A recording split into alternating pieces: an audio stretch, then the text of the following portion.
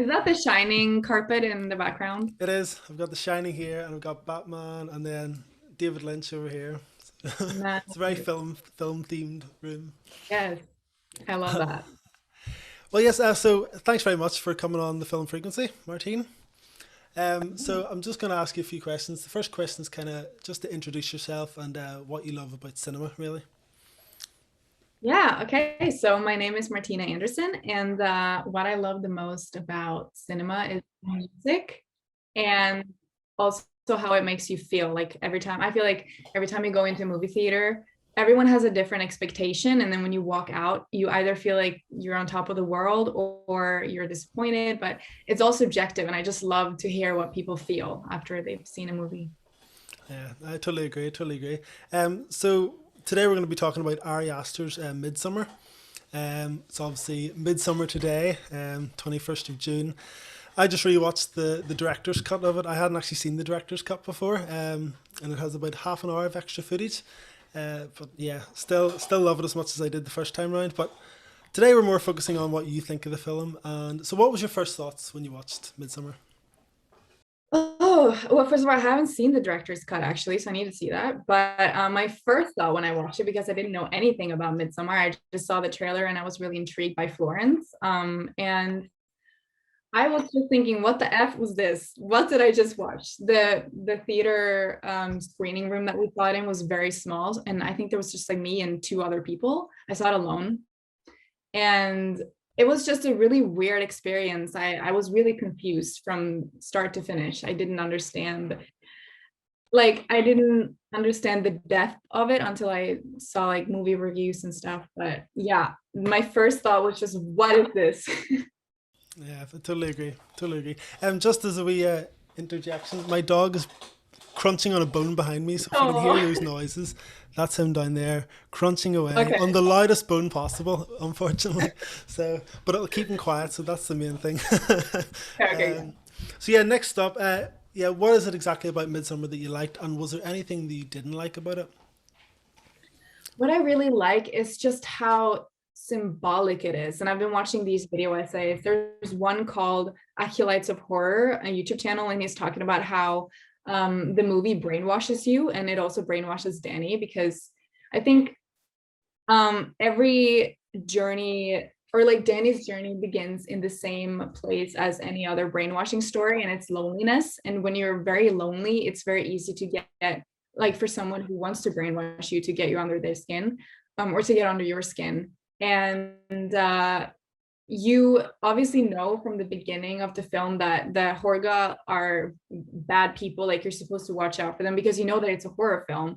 But that starts to wear off as the film progresses because they seem so nice. And it's also so interesting that it's based in daylight because we're always taught that like the sun is so good, and you're kind of blinded by that, literally blinded by all the bright colors and all the white clothing that they're wearing.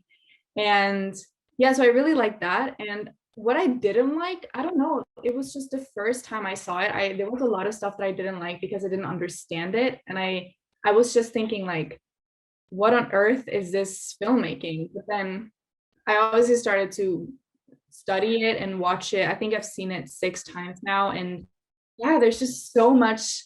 I think there's nothing I don't like now. Except for like how uncomfortable it can make you. But I think that's the point. Yeah, I totally agree. I mean, on rewatch there, as you say, like I knew how it was going to end up for everyone, but then I was still going into the community thinking, oh, these seem like lovely people. Like they just seem like I want to go there. That looks really nice, even though, you know, the horrors that could happen to you. But yeah, moving on to Florence Pugh. I think this was the first thing I saw Florence in. What did you think of her performance? Wow. So I had just dropped, it was 2019 in the summer, and I had just dropped out of university because I have always known that I wanted to be an actor. And so when I had dropped out of university, I moved back home. And I think Midsommar was like the first film that I saw after deciding that this is what I want to do. And so her performance really sparked like my lust for doing this. And I was like, wow, like I really want to do exactly what she did in that film. It was so emotional and so I just feel like she was so believable. Everything that she did seemed like it came from her heart. And I think she went to therapy after, or she was filming Little Women after Midsommar, and that was like therapy for her because it was very different from Midsommar. And that just goes to show how committed she is, and I really admire that. Yeah, I totally agree. I think on first watch, I agree. She seems so natural. She seemed very believable as a character. Same with a lot of the other characters in the films. I think Ari Aster really built each one of them up really well. Like they weren't just like additions to the film, but they all had their own kind of layers to them. So I thought it was Yes. really interesting. And also the characters that are from the Horga, uh, when they and at the end they're like crying with Danny and making like that itself is a performance from the Horga. So they're performing that they're performing. And I think that's not easy to do either. So yeah, the whole cast was just brilliant. Yeah, it really was. Yeah, let's see what else we got.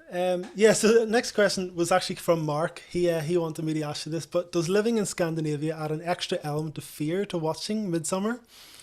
That's a good one. Actually, I was not fair. I was more interested to see how they approach it because I was one of those people who, sorry, my dog is scratching my door. I was one of those people that was like, wait, so did they actually do this in Sweden then?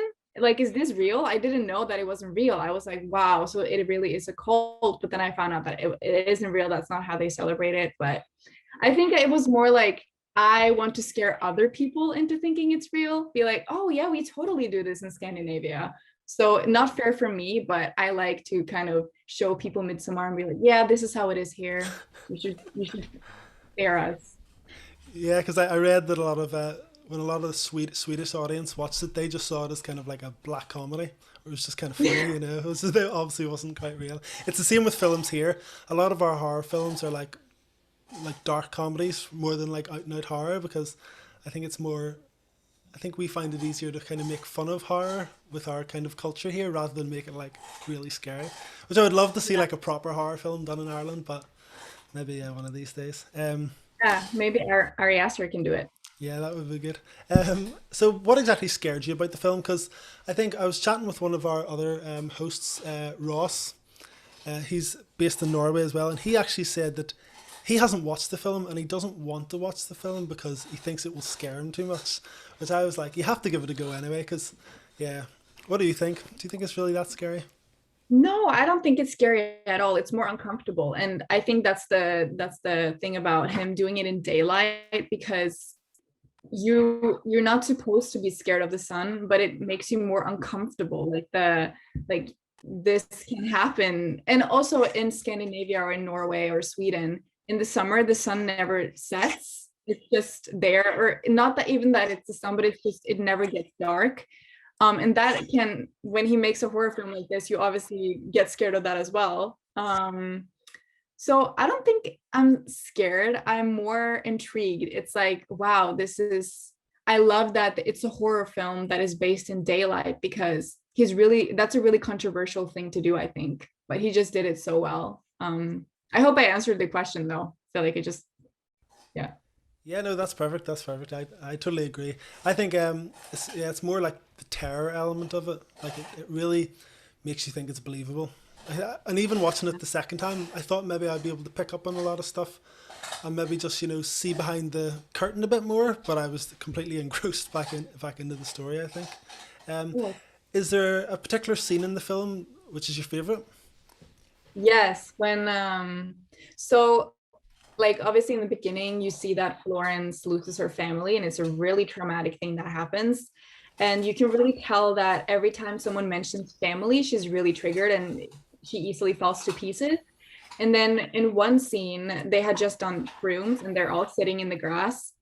And then I think his name is Josh. No, maybe not Josh. It's the guy that asks, he says, what time is it? And then they say, oh, it's 9 p.m. And he's like, but what the fuck? The sky is still blue.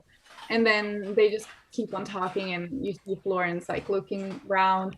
And then the same character goes like, oh, you all are like my family. And then suddenly she's like taken back to reality and she just runs into the woods and starts crying. And Chris, her boyfriend, really encourages her to isolate herself. Always like dealing with her stuff alone, and he wants her to isolate herself. He obviously wants to leave her, but I feel like he has some sort of guilt and some apathy as well. But that's what's so interesting about him and Pelle, because Pelle is always encouraging her to feel what she feels and takes her into the Horga and looks into her eyes when they're speaking together, while Chris is always looking away when they speak, and he's patronizing her. But yeah, I really like that scene where they're sitting in the grass, because it's just a perfect depiction of how Danny is doing and what she does when she's triggered. And that's like the perfect example of why she's so easily brainwashed in the film.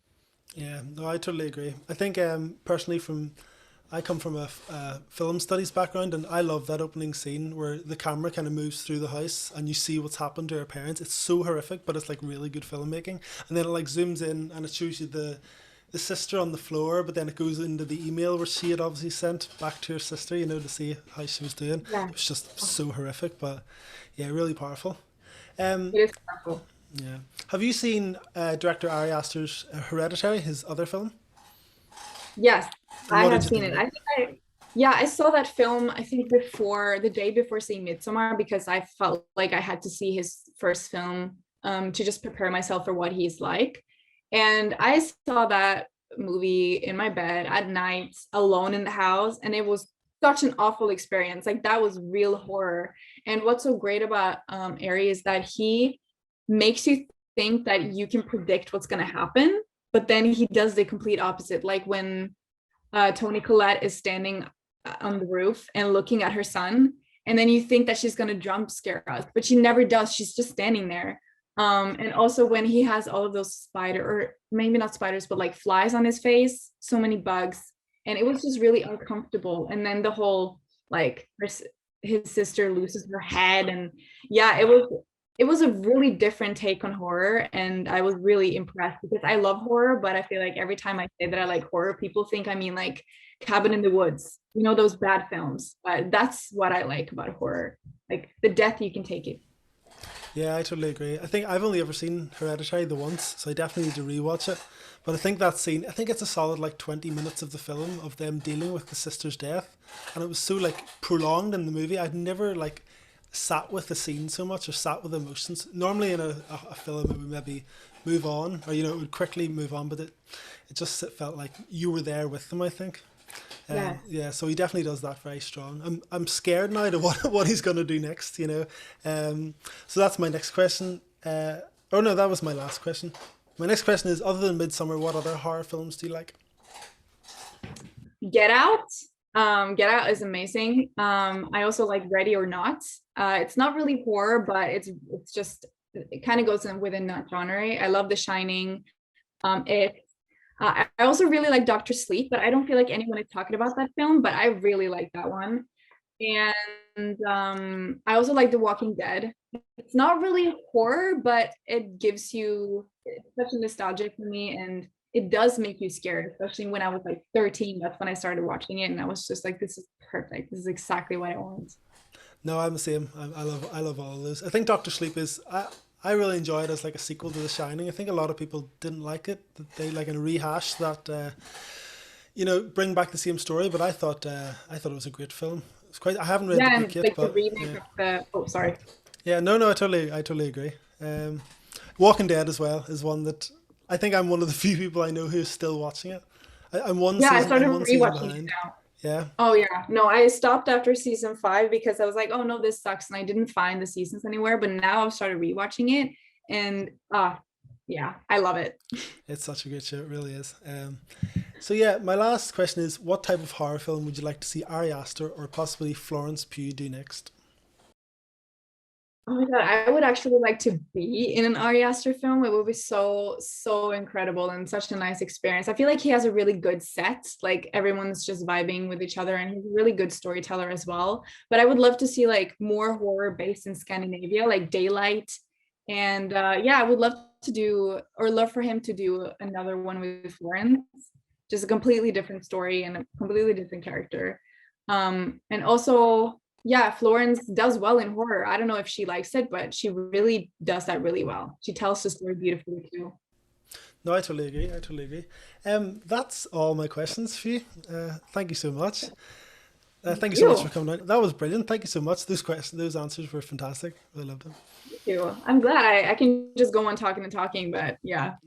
Yeah, no, we'll definitely have to get you on again because yeah, we're always looking for good interviewers, and that was fantastic. Thank you so Yes, thank much. you for including me. That was really fun. No problem at all. Well, have a great day, Martina, and I'll talk to you again. You too. Thank you. Bye. Bye.